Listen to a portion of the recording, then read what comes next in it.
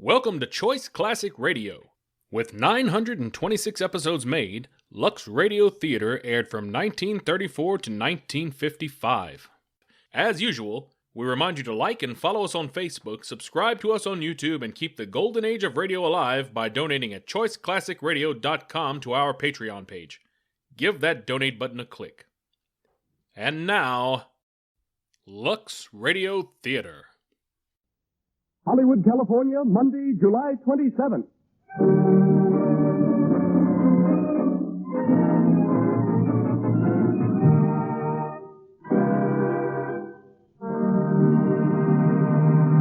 From its home on Hollywood Boulevard, the Lux Radio Theater presents Joan Crawford and Francho Tone in Chains.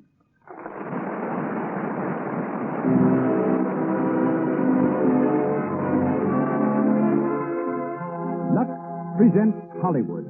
Tonight, the makers of Lux Toilet Soap, the beauty care used by 9 out of 10 screen stars and by attractive women everywhere, brings you another assemblage of Hollywood's most distinguished citizens. Joan Crawford, Francho Tone, Gilbert Emery, Cecil B. DeMille, Oliver Hinsdale, Helen Burgess, Louis Silvers, and many others. We are also proud to welcome, as members of our audience, a score of celebrated personalities. Among them, Patsy Ruth Miller, Paula Stone, John McGuire, John Lee Mahan, who adapted tonight's play for the screen, Lena Basket, Mary Alice Rice, and Rady Harris, celebrated New York columnist. To all of you, greetings from Lux.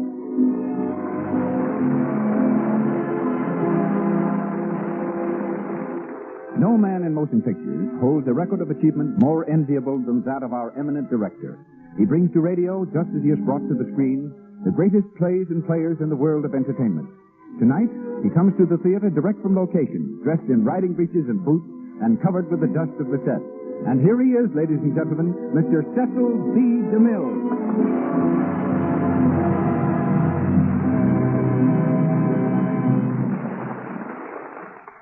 Greetings from Hollywood, ladies and gentlemen. Many paths cross, and many double-cross in Hollywood. But this is my first professional contact with Joan Crawford and Francho Tone. But I know their history, perhaps better than they do.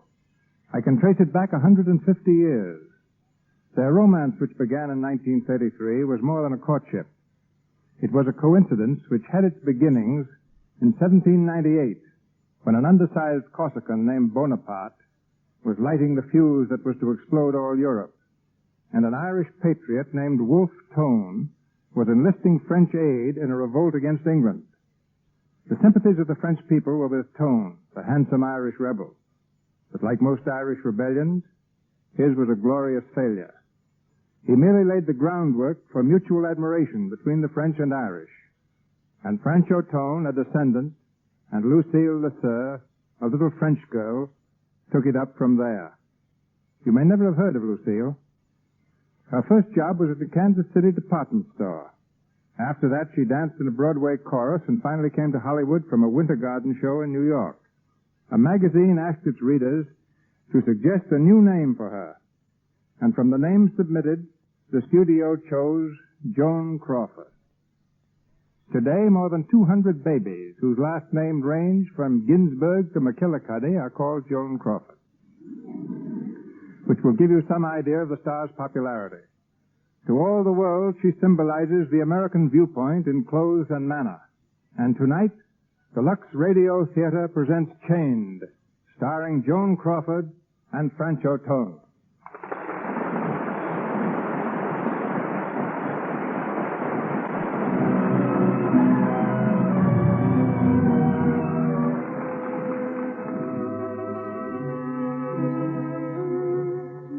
Tonight, Miss Crawford plays the part of Diane Lovering, indispensable secretary of a middle-aged but attractive steamship magnate, Richard Field, who is deeply in love with her. Francho Tone is Michael Bradley, young owner of a ranch in the Argentines. The curtain rises on Field's private office in the Empire State Building. We hear him talking briskly on an inter-office telephone. Hello, Norris. Yes? This is Field talking. I've decided to start the Caribbean on the coastal run out of Savannah. That'll put the Southern Cross on the Rio Buenos Aires run until next December, starting now. She can sail Friday. What about the Lloyd matter? Lloyd matter? Well, listen, that's got to be handled with kid gloves. Take maybe 6 weeks. But I'm not leaving this office until it's settled right our way. Okay, Norris, goodbye. Who is it? Good morning, darling. Ah, Deanne, it's you. Darling, I've just been through the Spanish Inquisition, and I came out alive. What did they say? 4 doctors put me through the 3rd degree, fluoroscope, metabolism, blood pressure, x-rays, the whole works. I felt like a murdered corpse being dissected by the Department of Justice. Yes, but what did they say? What's the verdict? Organically sound as a dollar, healthy as a young colt. They claim I'm just run down, that's all. Exhausted. They ordered me to take a long rest. Can you imagine my resting until the Lloyd affair is finished? Yes, I can, young lady, if I say so. Now listen, boss. Mr. Boss. Boss, darling. You're a strong man and you set a terrific pace, but I've got plenty of reserve power. We're going to finish that Lloyd deal together. Diane, come here. You think I'm going to let you risk your health just for a business deal? After all we've been through together, now that we both realize how much we mean to each other? Oh, you do love me, don't you? How could I help it? Oh, Diane. I keep asking myself, am I worthy of Richard Field? Of all the love and bigness that's in his heart? And then you kiss me like that. So I guess I must be. I keep asking myself, how can an old man like me... Careful. Mention that subject to me again, and I told you I'll make a scene. All right, I'm a mere stripling of 46. Look here. What about this sudden command appearance? Anything wrong? Diane, it's happened. You mean your wife? Yes. Oh. She came into my room last night. She was very fine. No scene or anything like that. She simply told me that she knew about us. Had known for some time, in fact. She wanted to know what I was going to do. Did you tell her? I told her the truth, that there was nothing between you and me, just that we loved each other. I tried to make her understand what a really fine person you are. I don't know how successful I was. And then? I asked her for a divorce. Darling. She wouldn't give it to me. Said she doesn't believe in divorce. I even offered to let her keep the children. Oh, Richard, you can't. You can't give up everything. I would. For you. It's no use. Oh, Richard. Diane, come here. No, please.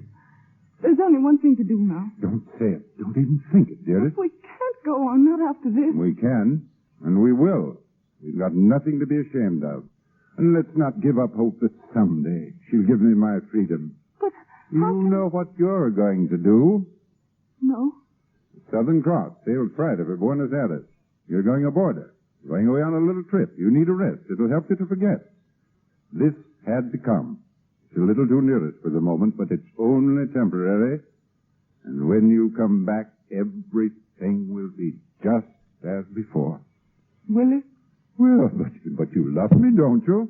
Oh, yes, Richard. Well, then you run out and do your shopping and get yourself packed. You haven't got much time. Boat sails at 5:30 Friday.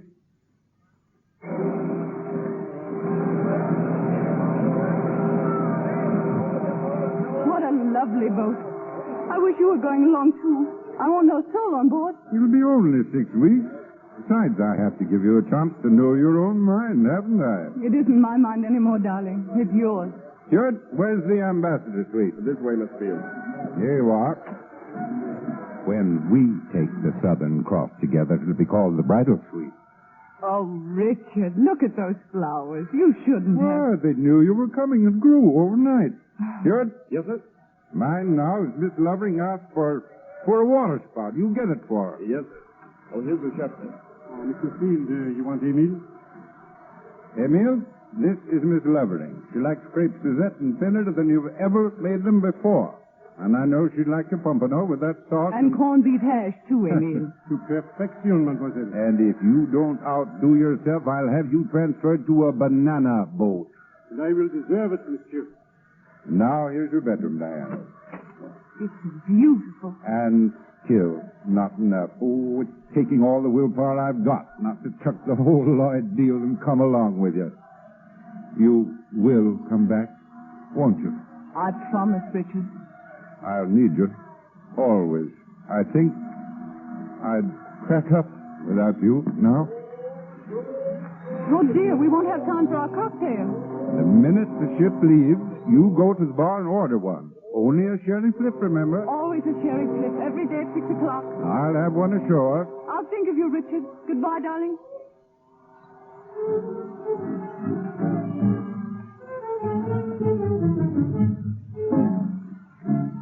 A sherry flip, please. Yes, madam. And I'll have the same thing, and I hate sherry flips.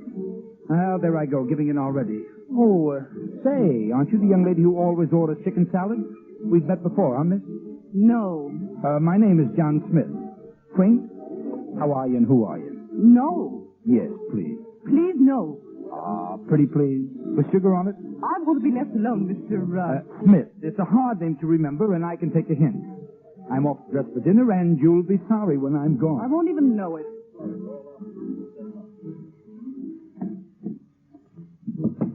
Who is it? Johnny Smith, your faithful servant. Where have you been? Oh, in the bar. Now, come on, drop all that housework and come with me and see what I found. She's gorgeous. Congratulations, Mr. Smith. Oh, no, they're not in order, Mr. Bradley. She was a little distant, I take it. Straight from the Arctic regions. Is she worth an expedition? From pole to pole. Don't stop to get dressed. We'll start now. Lead on, guide.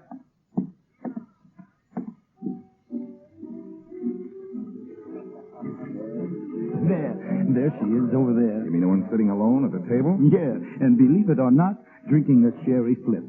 Can I pick 'em or can I pick 'em? Sometimes I actually have faith in you again, Johnny. Uh-oh, I warned you.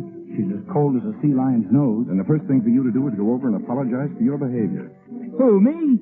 I should say not. It'd make me look weak. You don't understand tactics. It clears the decks for future action.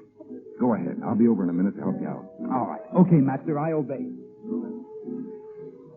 Charming lady, after thinking over my rudeness, I've come to say that... So you didn't leave after all? Oh, but yes, I've been gone a half an hour. I hadn't noticed. How time flies. I've been watching you, my friend. You've been annoying women long enough. Why, you... No back talk now. I know your type, my man. A half hour out, you want to play Frankenstein. Well, listen, you big... I don't know who you are, my friend, but I don't want to see your face on deck again until you can act like a gentleman. You understand? Oh, you... Hey, miss, whatever your name is, this fella is... Steward, find out where there's octopus bunks and lock him up till he's sober. Yes, sir. No, please, sir, come along. Hey, wait a minute, let's get off me. Hey, wait till I see you. Thank you. I suppose he's really harmless. Allow me. An Irish uncle named me Mike Bradley. Well, good for him. Thank you again, Mr. Bradley. Look here, you're nervous, probably all unstrung over this attack on your privacy. How about another cocktail? Thank you, no. I've had my one for the evening. Well, I'll see you at dinner. I'm having dinner in my cabin. I'm turning in early. Then I'll see you around tomorrow in the swimming pool. Perhaps, if I decide to go in.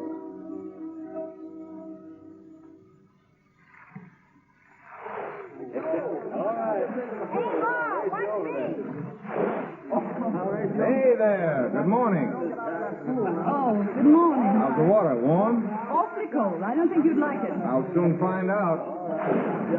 Say, what's the idea? Can't you keep on your own side of the pool? I'm not chasing you. I just turned up like an old cantaloupe rind. The ocean is full of them. Hey, wait! Hey, maybe I'm the door-to-door brush man. Not today. Special offer. Full set of kitchen brushes and a set of Charles Dickens. I haven't got a kitchen. How about a set of Dickens without the brushes? I couldn't afford it. You see, it's a contest, ma'am. The one that sells the most brushes gets sent away on a vacation. And the more you sell, the farther they send you? That's right. Hey, give me all you got. Yeah? Oh. You see, that's what comes of trying to swallow the whole pool. Here, let me slap you on the back. Oh, that's enough. Unhand me. You know, your eyes are very large and beautiful, Oh, stop it. even when they're bloodshot. Will you tell me what this is all about? I don't know, but isn't it fun? Yes. Now look at me, really. I'm not such a boogeyman, am I? Just an honest, open face. A little too open, maybe. When are you leaving this boat, Mr. Bradley? Going all the way to Buenos Aires. How far do you go? All the way to Buenos Aires. Isn't it great, Dinah? Dinah? Yes, I know. The passenger list calls you Diane Lovering, but I call you Dinah. And in heaven's name, why? I had a black-faced doll when I was about a year and a half old. They called her Dinah. I loved her very dearly. Couldn't go to sleep unless I had her safely tucked away in a shoebox. I'm afraid I don't see the comparison. There isn't any, except Diane reminds me of Dinah, that's all. Oh. See, there you go getting panicky again. I'm out for last, Dinah, that's all. Good. And you'd look pretty silly in a shoebox anyway. Very silly. And I'm not a year and a half old anymore. Oh, I see. You're just backwards. Would it be forward of me to invite you to have a cocktail with me? Sorry, but I'm going to bed at 6 o'clock. Without your dinner? I'm having it sent to my cabin. Okay. Then I'll meet you in the bar at 6 and we'll have dinner afterwards.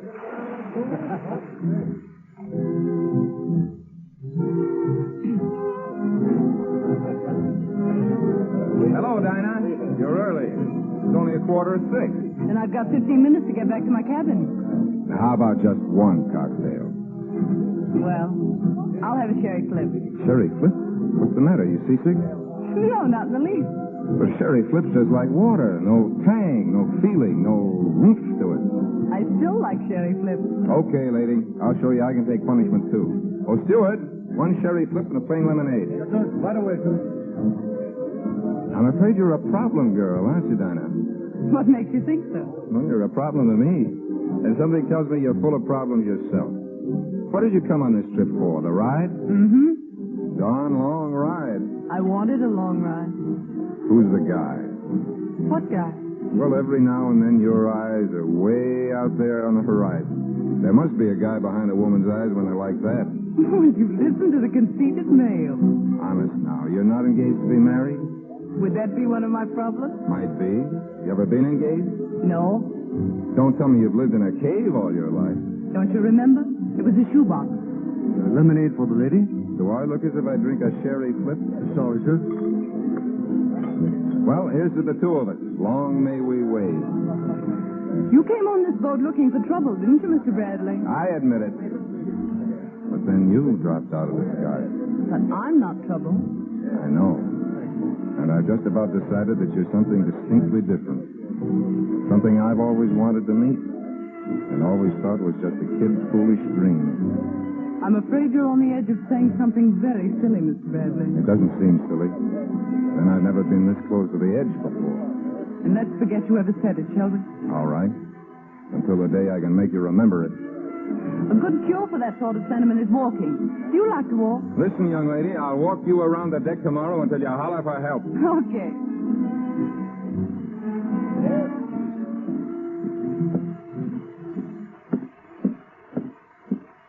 20 times around so far. How are you holding out? I haven't even started. Then let's go a little faster. What for? Because there are a couple of long-legged old schoolmoms that look as if they want to race us. Oh. Good morning. Miss Weebles and I have just about decided that you two set the nicest face on the deck. We like to walk fast. So do we. I think we make a nice little squad. You might say, we'll all have to do this every morning. Yes, good idea. You just keep leading the way and we'll follow. Hey, what do we do? Pull a fast one. You do it. I'm all out of that. All right, here goes. Oh, look at the whales. Where? Oh, Right alongside the ship, there must be 100 of them. I don't see any. No? There aren't any whales there, Mr. Bradley. I'm afraid you're mistaken. No whales? Are you sure? Not a whale. Nothing but ocean. Gosh, you don't suppose... Not again. There, my poor dear Mr. Bradley. Well, what's the matter with him? Nothing, you see. They told me a sea voyage would cure me. I won't go back to that place again. They can't tie me up in that room. Keep calm. Edith, come along. The man's crazy. There, you see, it works. That's what I call practical insanity. Do you always see whales? Only when being followed by long-legged schoolmoms. Sometimes I see the Southern Cross. Really? If you'll come on the upper deck with me some night, I'll show it to you. Only you'll see it, too. Will that mean we're both insane? I'm afraid that's too much to hope for.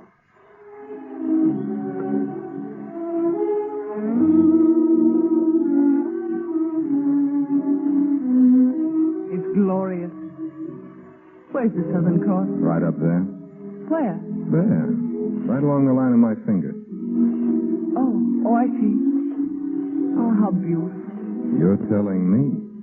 We're looking at the Southern Cross, Mr. Bradley. You speak for yourself. I'm going to do all the looking at you I can our last night on board ship. Are you coming out to my ranch in Buenos Aires? I'm afraid I won't have time. I've only 2 days and I've some shopping and things to do. Where are you stopping? With some friends. Who are they? The Wilsons. The Wilsons? I never heard of them. I've lived there 10 years, know everybody in town. Take another name. No, really. They moved down last winter. Now, look here, Dinah. What's behind all this? Are you still scared of me? Why should I be scared of you, Mr. Bradley? I asked you, Dinah. Oh, it's all wrong. We weren't meant to end this way. We weren't ever meant for anything else. Goodbye, Mike Bradley. I'll think of you often, and good luck. All right. So long, Dinah. Just the same old thing. Shipboard friends who never see each other again, right? Right? I don't believe it. Oh, but you must. I don't believe it. So long, Dinah.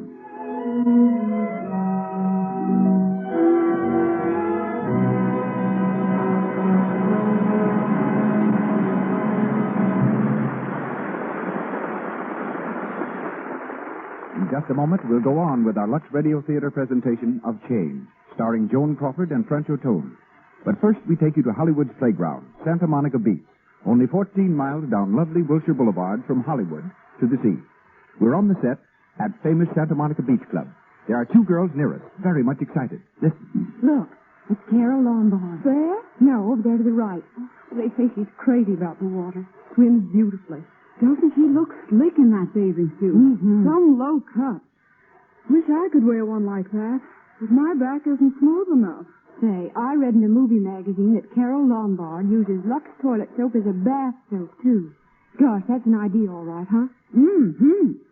It's Dulles Sedonis. That's why her back is so smooth. I'll have to give it a try. It certainly is Carol Lombard's Lux Toilet Soap Care that keeps her skin so lovely. And this beauty bath does other things, too. Carol Lombard herself has told us, Often I come home from a long day before the camera, so tired I can't bear even the thought of going out. And then I try a Lux toilet soap bath. Lie back a few moments completely relaxed. And when I step out, I feel marvelously refreshed. And I love the delicate perfume Lux toilet soap gives my skin. Lux Toilet Soap has an active lather that carries away from the pores all foreign matter, every trace of dust and dirt. It protects daintiness. Lux Toilet Soap's perfume is a blend of 34 costly scents. But because so many millions of cakes are sold, the cost of this fine soap is brought way down, so that any girl's shopping list can contain the words, 6 cakes of Lux Toilet Soap, please. And once again, Mr. DeMille. Chained, starring Joan Crawford and Francho Tone, continues.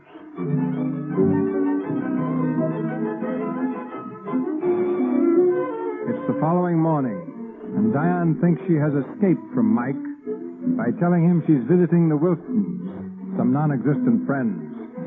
Outside her luxurious hotel, she waits for a groom to bring the horse she's ordered for a morning ride. Miss Lovering. Yes? I am Mr. Partos, assistant manager of the hotel. There has been a slight delay about your horse. I shall phone the stables again. Thank you, Mr. Potter. Madame has been made comfortable, I hope. Oh, perfectly. The flowers in my room are gorgeous. Mr. Field ordered them for you every day, madame. Oh, did he? Oh, Mr. Potter, I shall want a guide today, someone who knows the city. I have already arranged for the guide, madame. Can he speak English? But si, senorita, I was speak the English for 25 years. Allow me, senorita, to present myself. Senor Pancho Mike Bradley at your service. Oh, Mike, where did you bob up from? You scared me. Oh, still a boogeyman, huh? No, but how did you happen to be here? Well, I thought I'd drop around and say hello to the Wilsons. Nice little cottage they have here. Lots of servants, guests. Are they home? No, but they left word for me to mind the children. I was taking the twins to see the executions on the plaza. Little Otis is tall for his age, isn't he? Mm-hmm. Or do they have him stretched? Mike, are you a bloodhound, or is this just accidental? I'm a bloodhound who can read trunk checks when a lady carelessly leaves her trunk outside her stateroom. Besides, Mr. Partos here is a friend of mine. He owes me money. Oh, so he told you I was going riding at 10 o'clock. Exactly. So I thought you'd like to ride out on a Bradley ranch, where horses are horses, not candidates for the bull ring. I'd love to, Mike. That's better than I hoped. Let's go.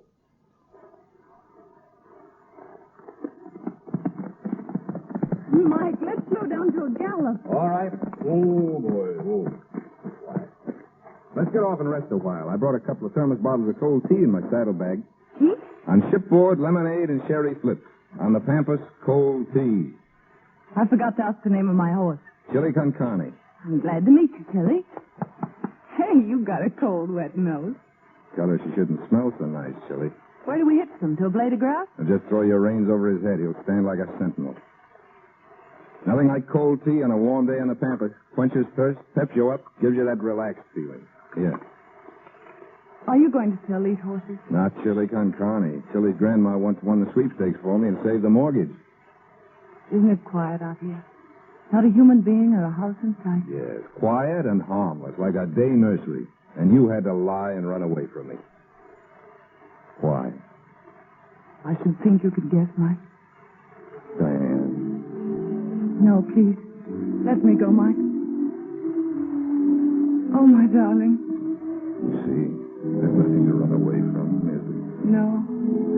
Just then when you kissed me, you and I reached high above the earth. I don't know where, but we were all alone together where nobody else will ever be. We're going to settle down up there. Right in the sun, where we can feel it beating down into us.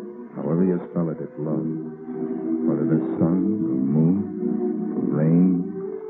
On the boat. Did you really know so soon? I've known about somebody like you ever since I could think. When did you know? I never thought about anybody like you. So I guess it must have been the minute I saw you. You're going to see me from now on, Mrs. Mike Bradley. Oh, Mike. Now I know that's what I've wanted to hear you say. But I've never dared let myself think about it. What have you dared think about? Everything. Your arms around me. Everything except being Mrs. Bradley. Why?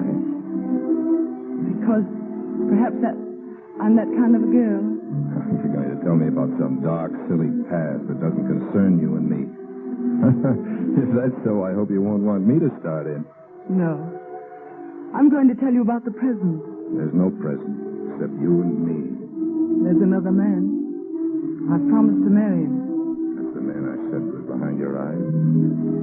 Yes, but you don't see him there now, do you? No. And I've forgotten he was ever there. I can't just forget that way. I know. But I've never really known anything until you put your arms around me. You see, I thought I loved him, Mike. He's gentle, honest, dear. And I owe him everything. This trip. I even owe him you. Well, you got to write him a letter right away. No, I've got to go back and tell him face to face. No, that's only an unnecessary ordeal. It wouldn't be fair if I didn't. You see, he didn't run out on me, and I couldn't run out on him. If I see him myself, I can make him understand. We couldn't be happy any other way, could we, Mike? I suppose not. You've got to go back and tell him. But Diane, darling, please hurry back.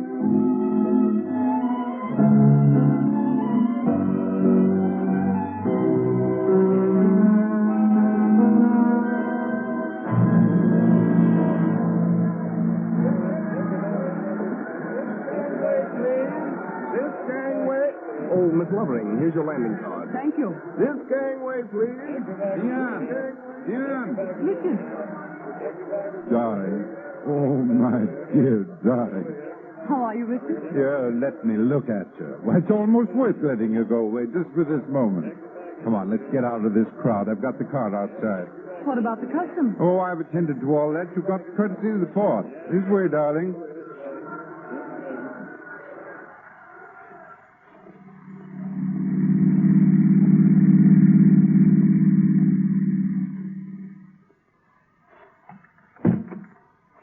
Well, Diane, home at last.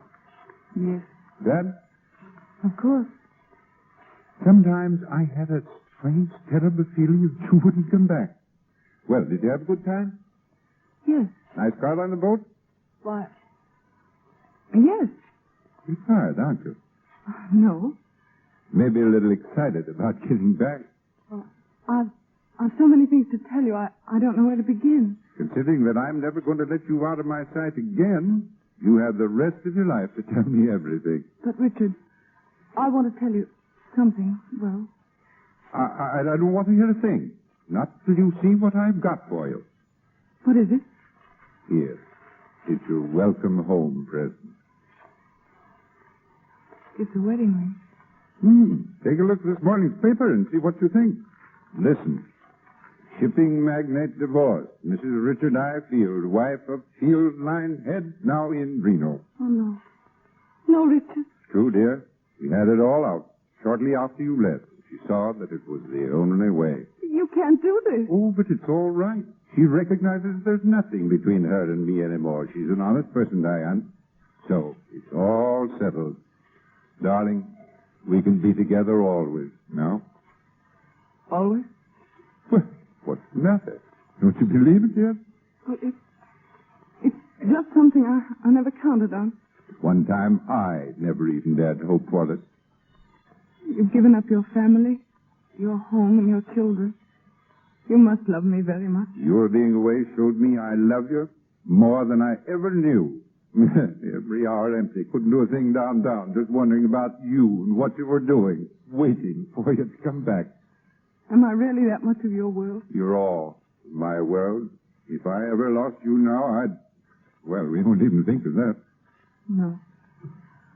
We mustn't think about that ever again. No. What was it you wanted to tell me? Nothing. Nothing important. Richard? Yes, dear?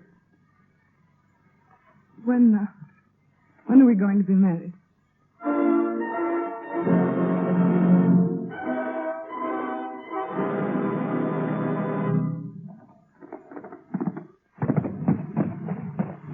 Here, Pablo, walk him till he cools off. And no water till sundown. Si, senor. Is there anything fine? Hey, Johnny. Yeah? Mail come in yet? Yeah, sure. It's a letter from New York in small feminine handwriting. You know, it looks awfully thin to me. Shut up and hand it over. It's the first letter.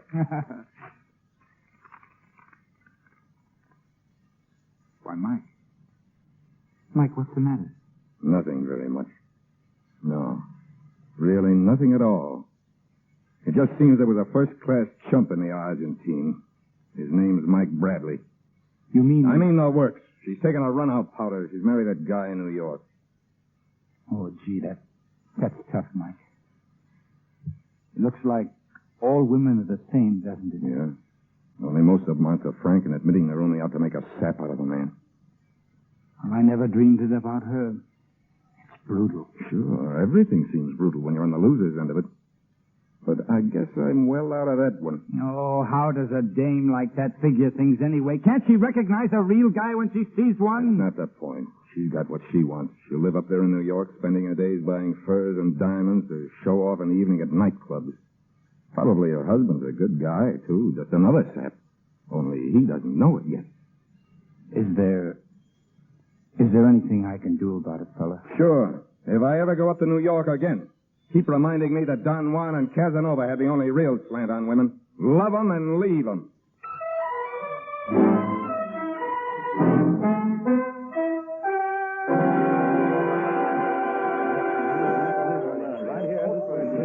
This way, please. Cash, please, Miss Brown.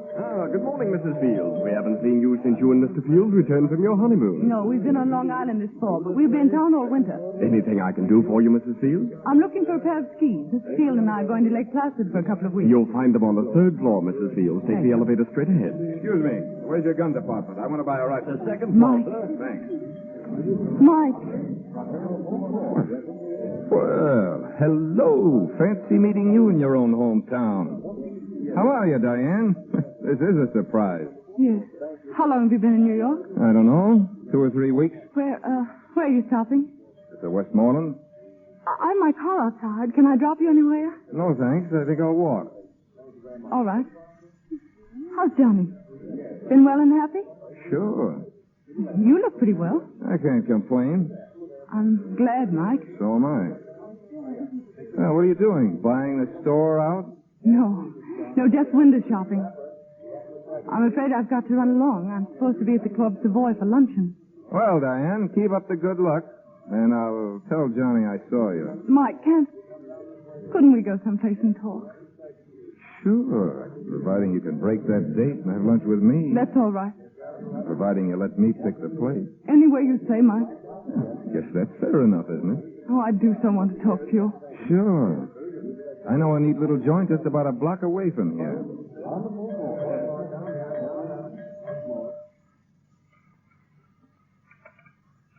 The luncheon, it was satisfactory, monsieur? Excellent, Felix. And I like your little private dining room. A nice, intimate feature that New York should have borrowed from Paris long ago. Quite so, monsieur. Quiet and, as you say, intimate. Liqueur, madame? No, thank you. No? No, my. Anything else? No. Very good.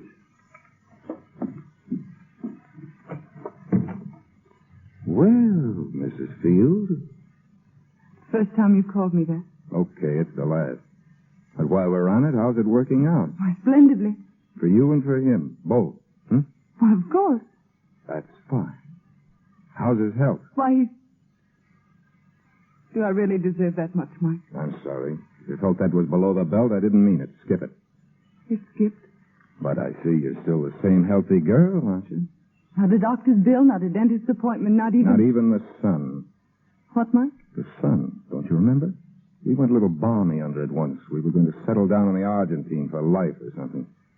Mike? Well, that's out. I don't blame you. But we'd blame ourselves if we didn't take an hour or two of it now that they've stopped the clock for us. You don't mean that, Mike. You can't mean it. What's the matter? Do you like to run away and be caught? Really, Mike, please. I've got to go. I don't know why I ever spoke to you. Because you remembered something you missed, that's why. Because you're only out for thrills anyway. And I was once sap enough to take you serious. No, Mike, no. Forgive me, Dinah. Dinah. I've waited so long to hear you say that. Dinah, why did you do it? What? Why did you write that letter and let me spend a year thinking of you as a... Well, I thought I owed you the truth, Mike. And like a poor daffy kid, I believed it. But only because I was counting the days, I guess. No, Mike, really. It was true then and it's true now. Only this is true. You're here saying meaningless words while all the rest of you keeps telling me differently.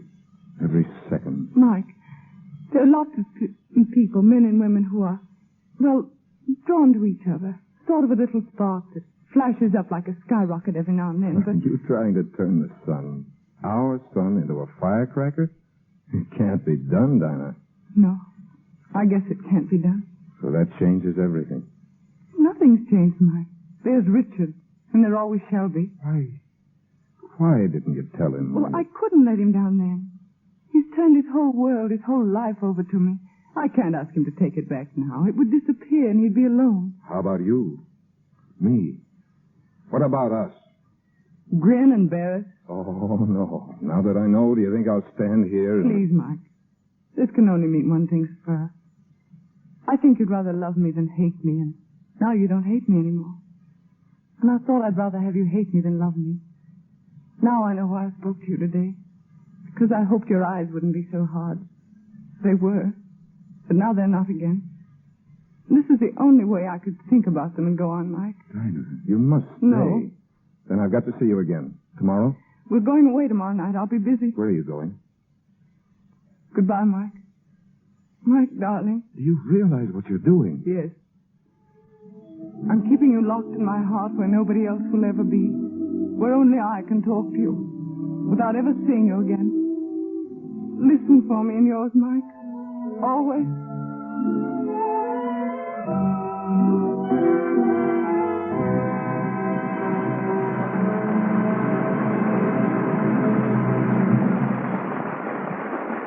We pause for station identification. This is the Columbia Broadcasting System.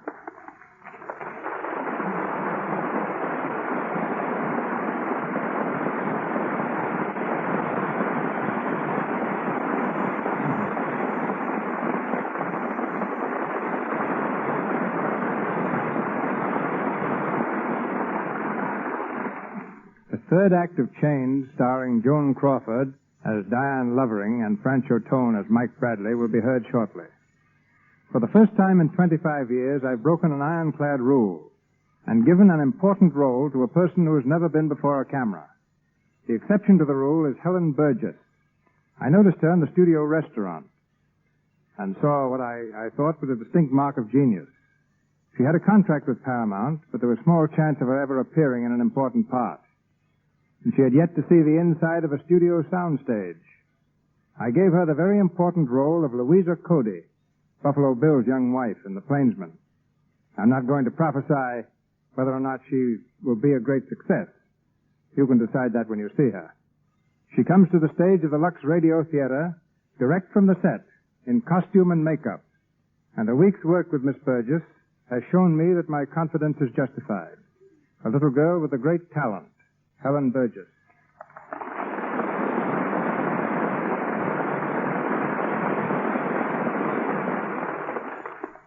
I'm so grateful, ladies and gentlemen, for this marvelous chance to work under Mr. DeMille's direction. And if it's a thrill to be the discoverer of someone new to the screen, it's much more of a thrill to be discovered. I'm sure that everyone in this audience wants to know something about you, Helen.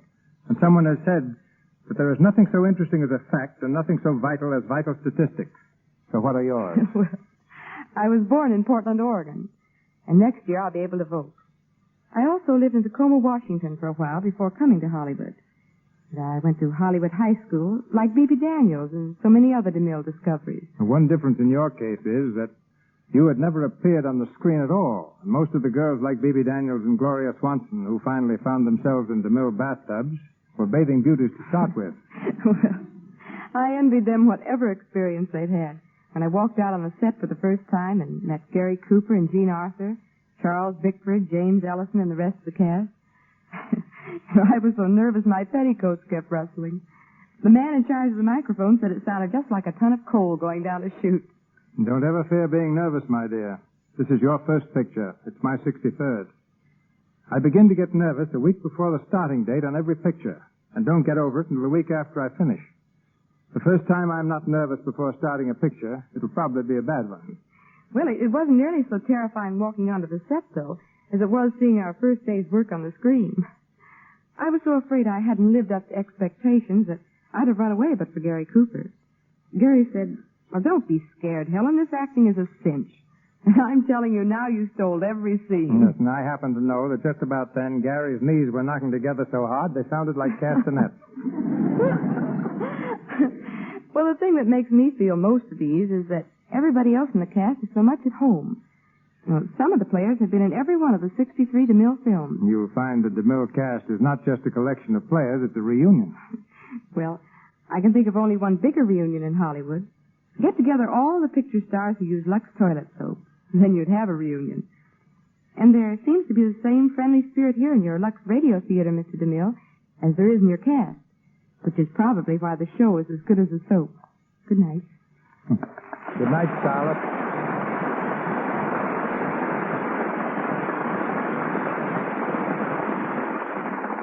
We continue the Lux Radio Theater play Chains, starring Joan Crawford and Francho Tone.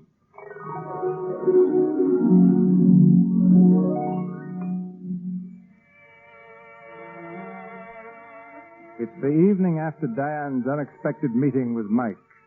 She and her husband are at home, dressing for dinner. Diane, Yes, Richard? all packed to go to Lake Placid tomorrow? Almost, but don't worry. Amy never forgets a thing. Good gosh, I'm hungry. What's for dinner? I really don't know. Aha, beginning to forget your wifely duties already, eh? Yes, I mean, it won't happen again, Richard. Hit the skis today? Skis? Oh, now isn't that silly? I forgot all about them. So that's my girl with the efficient head for remembering. Been talking about skis all week and then goes and forgets them. I'll ask him to send some up by express. Are you all through at the office? All cleaned up. Good. Then you sleep late in the morning and stay around the house with me until we leave for the train. Can't. There's a Board of Governors meeting. Clubs. As long as I'm in town, I've got to attend. Richard, Yeah. I've got a marvelous idea. Name it. Let's not wait for that stuffy train trip tomorrow night. Let's get to bed early, get up early, take the open car and every fur robe in the house and motor up. If we leave by 7, we can make Placid by 6 in the evening, no matter how much snow. Pretty cold ride. Oh, it'll wisp the cobwebs out of our brains. Hey, what makes you so anxious to get away on our little holiday? You? I make you anxious? What's eating you anyway? You've been talking in riddles ever since you came home today. Have I? Well, it's just that I want to be with you, alone. Just us two together. Away from the whole world. Oh, I can't explain what I mean. Why, Diane, I believe there are tears in your eyes. Darling, I'm really touched. We can motor up, can't we? I'll say we can. We'll run away from everybody and everything. Oh, thank you, Richard.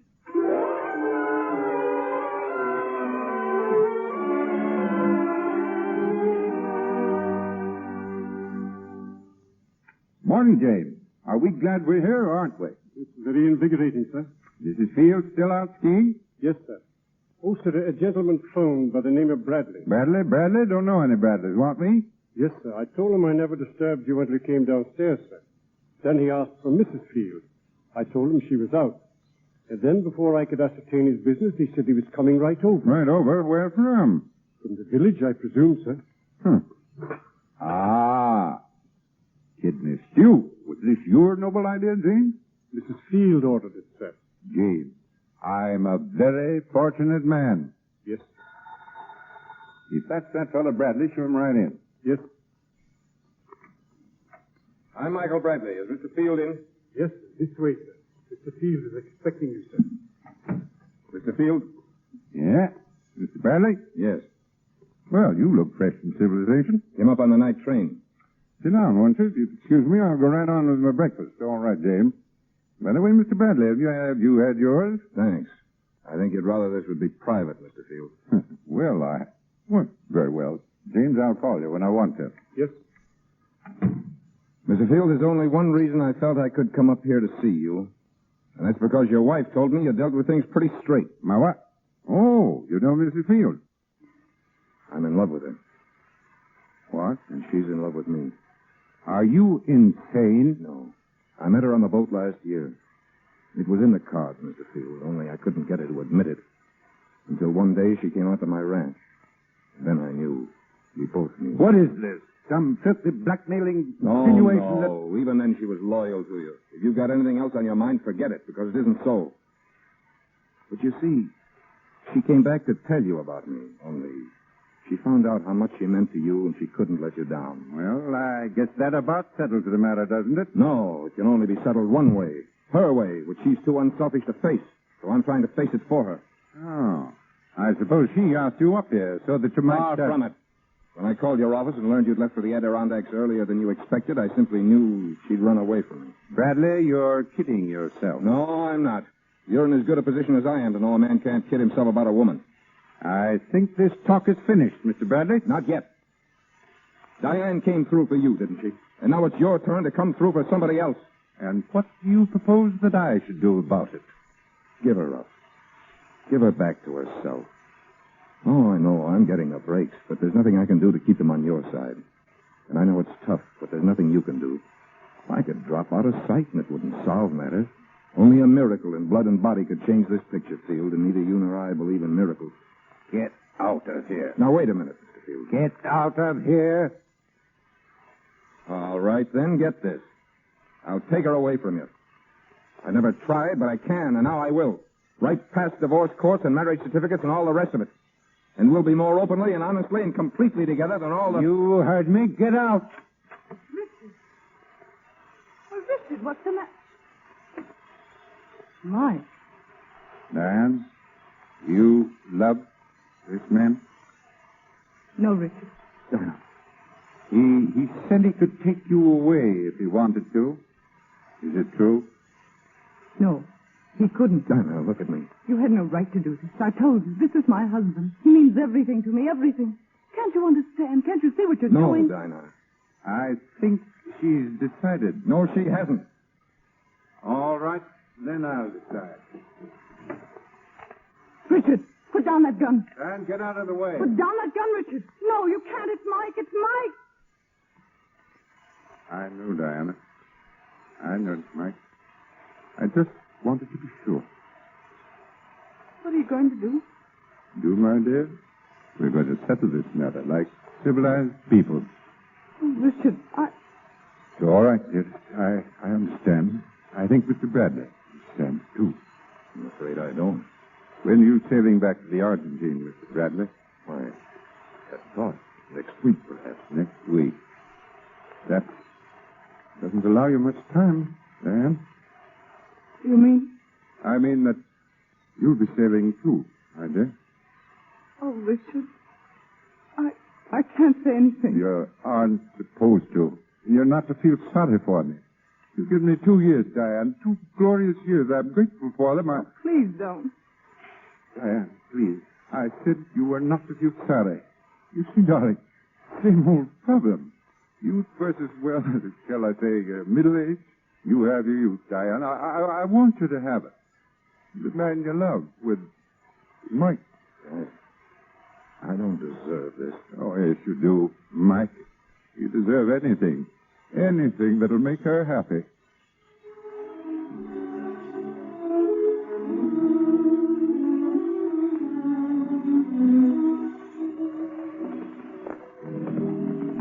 Oh, Jimmy. Oh. Hold it. Mike, it's glorious out here. You want to go on? No, let's just stay here. I want to drink it all in. The moonlight, the pampas. There's a Southern Cross up there. Where? Just about where it used to be. Oh, it's more wonderful than ever. And so are you, Mrs. Mike Bradley.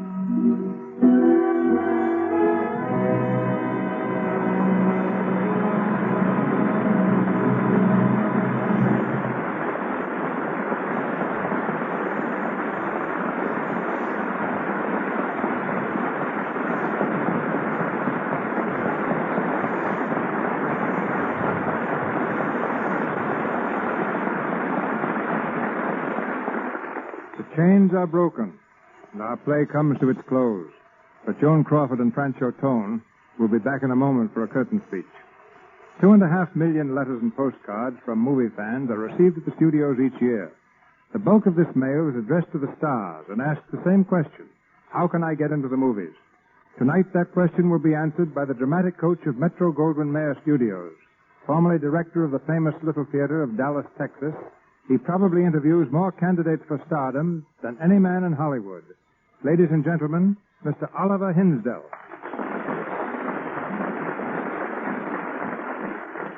Well, Mr. DeMille, I think that even you must admit that that's a pretty big order. For, of course, in this case, how can I get into the movies means how can I act in the movies. Acting is an art, and an art of any kind is a hard taskmaster.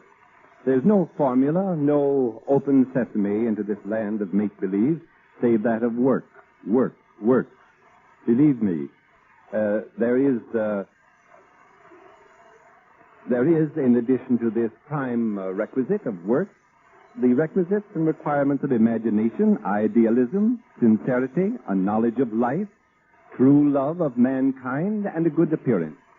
These requirements are so essential and so seldom found in one person that when I came to Metro-Goldwyn-Mayer, they told me that they would be well satisfied if I found even one promising actor. In 5 years. Well, we've been perhaps a little more fortunate than that. One must have more than a love for acting. He must be willing to leave all for it, even to go without food for it, to think and to live nothing but theater. It's not merely a place to show off a good voice, a good profile, a fine figure. We must be careful lest our urge for the art of the theater is not confused with the desire for self-exploitation. When we have reached the stage in our thinking that we ask nothing of the theater but are willing to give all to it, then we may know that the urge is real and cannot and will not be denied. There's no one key that will open the gate, but a combination will, perhaps. Find that combination, and you will enter. But once in, the real work only just begins. Here are a few of the combination numbers. So to speak, the aspirant must have a broad vision and understanding, a cultivated mind. He should know history, literature, painting, sculpture, music. He should know his Bible. His body must be healthy, active, and must respond to his bidding. A fine, clear complexion which denotes health, vigor, vitality. And there is no better way to a clear complexion than a clear skin. And I know of no better way to a clear skin than by the use of pure toilet soap. Lux toilet soap, for instance. You do not need to be beautiful. Marie Dressler and Wally Beery never won beauty contests. If you are beautiful, don't be misled into thinking that that's all that it requires to get into the movies. The ranks of Hollywood unemployed are full of those with nothing but beauty. I've tested at least 100,000 young men and women for this screen, including those that I've judged from photographs and written reports. Of these, only 17 have made the grade. Among them are Jean Parker, Robert Taylor, Irene Hervey, Martha Sleeper, Mary Carlisle, Robert Young, Betty Furness, Michael Whalen, Virginia Bruce. Some of the others are already equally well known. Others you may never hear of. If you are still determined to go into pictures, take whatever opportunity you can get. Go to the little theaters or any amateur group in your neighborhood. Start in, if necessary, by sweeping the floors. Paint scenery, understudy, be a prompter, do anything. And don't worry. If you think, perhaps, that I have painted a dismal picture, bear in mind that every major studio spends thousands of dollars yearly scouting the country for promising performers. We always need talent. Your big chance will come when you are ready to accept it, and only then. Good luck, and good night.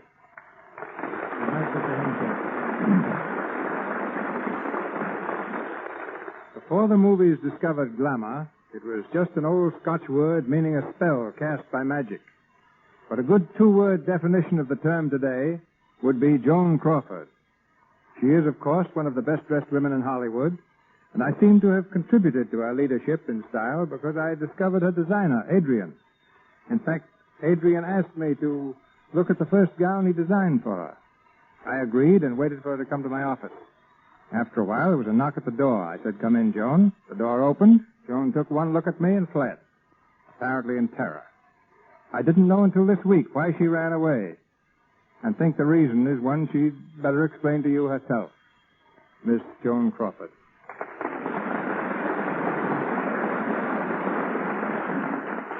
To tell the truth, I was scared to death of Mr. DeMille. I had visions of entering a room in complete darkness and suddenly finding myself underneath a blinding spotlight with Mr. DeMille seated on a throne and shouting, "It won't do." The shock of finding him a human being was too much. I had to run. Yeah. It's time to do something when beautiful women run from you like they do from Harpo Marx. But no need to apologize, Joan. Your performance tonight makes up for everything. My congratulations to you also, Franco. It's been great playing on a program that Joan and I listen to so often, C.B. And I'd like to congratulate you on the way you speak. Joan and I call you the final G-man because you never drop a final G. But I speak an entirely different language on the set. Out there, Jenny isn't a girl's name. It's an electrical generator. A hi-hat isn't something you wear. It's a camera stand. A lily isn't a flower. It's a good take or scene. I once asked the new assistant director to rush a lot of babies on the set. In 10 minutes, he was back with about 50 children. And what I wanted was some spotlight. You learn more in pictures with a new language. For instance, Clark Gable learned to swim. When we were making Chain, the script called for several swimming scenes, and Clark couldn't swim a stroke at the time, but I taught him how. And in return, he taught me how to shoot a gun. Personally, I'm a chess player. You can see where Joan gets her complexion, C.B. Swimming, shooting, she's out of doors all the time. In just a minute, dear. If you were a little more observant, you'd know that Lux toilet soap has lots to do with it. I've used Lux for years, at home, on the set, and I even carry it with me when I go away. It's really wonderful. So that's the secret, is it? And here's another little secret, C.B. Joan's taking singing lessons. Oh, won't you sing for us, Joan? No, Mr. DeMille. Joan. Joan, whoever heard of saying no to Mr. DeMille? Well, millions of people just heard it. But I'll make up for it by announcing next week's show. Oh, thanks. Next week, Barbara Stanwyck and Fred McMurray will be with you in the Lux Radio Theater. The play is Main Street, adapted from the famous novel by Sinclair Lewis. And with two such marvelous players, you can look forward to a really great program. My thanks to you all, and good night. We'll be listening in next Monday. Good night, C.B. Good night.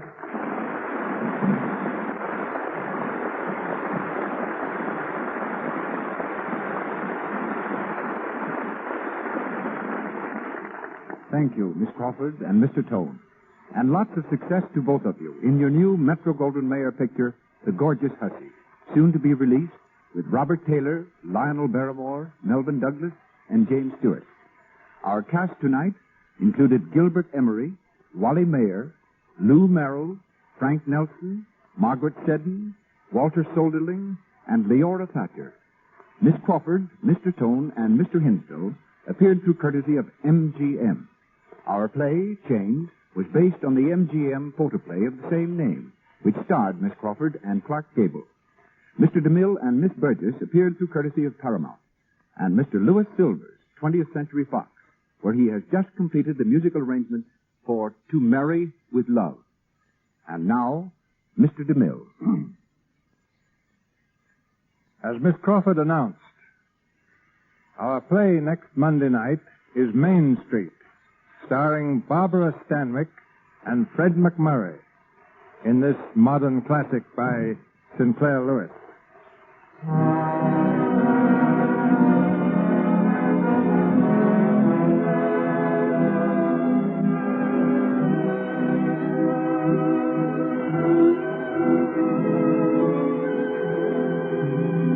Our sponsors, the makers of Lux Toilet Soap, join me in inviting you to be with us at that time to welcome Miss Stanwyck and Mr. McMurray. This is Cecil B. DeMille saying good night to you from Hollywood.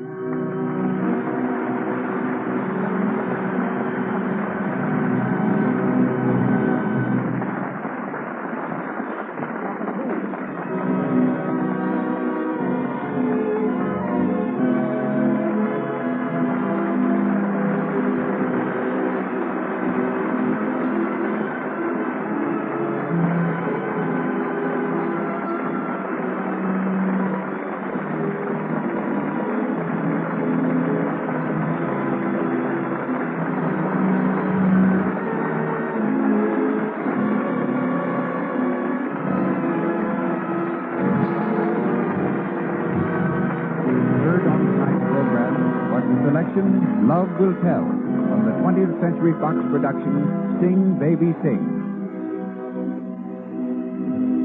This is the Columbia Broadcasting System.